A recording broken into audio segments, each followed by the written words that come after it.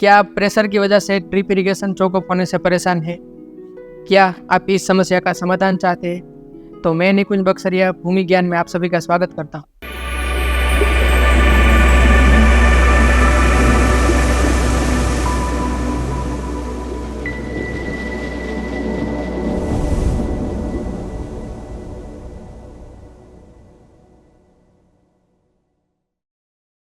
Pressure की वजह से ड्रिप इरिगेशन चोक अप होने के मुख्य दो कारण हैं। पहला, हमारी महत्तम लंबाई से ज़्यादा नलियाँ बिछाना।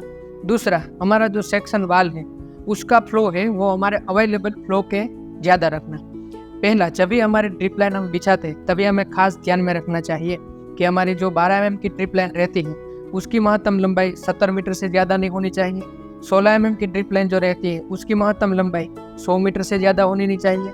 और 20 mm की जो ड्रिप लाइन रहती है उसकी महत्तम लंबाई है वो हमें 130 मीटर से ज़्यादा नहीं रखनी चाहिए। जब भी हम ये तकनीकी रूप से महत्तम लंबाई से ज़्यादा हमारी नलियाँ बिछाते हैं उसी समय ड्रिप लाइन में कम प्रेशर की वजह से ड्रिप लाइन चोकअप होती है। हमारा सेक्शन का जो फ्लो रहता है वो हमारे अवेलेबल डिस्चार्ज से ज़्यादा नहीं होना चाहिए।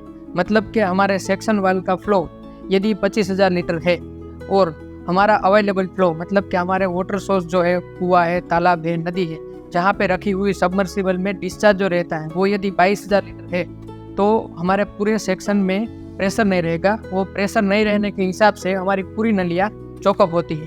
तो आपको प्रेशर की वजह से यदि ड्रिप लाइन को चोकअप नहीं होने देना है तो आपको महत्तम परमिसिबल लंबाई के अंदर ही नलियाँ बिछानी चाहिए और अपना वाल का जो फ्लो रहता है वो हमारे डिस्चार्ज से कम रखना चाहिए। अगर आपको ड्रिप इरिगेशन संबंधित कोई भी माहिती चाहिए तो आप हमें संपर्क कर सकते हैं और जुड़े रहिए भूमि ज्ञान के साथ।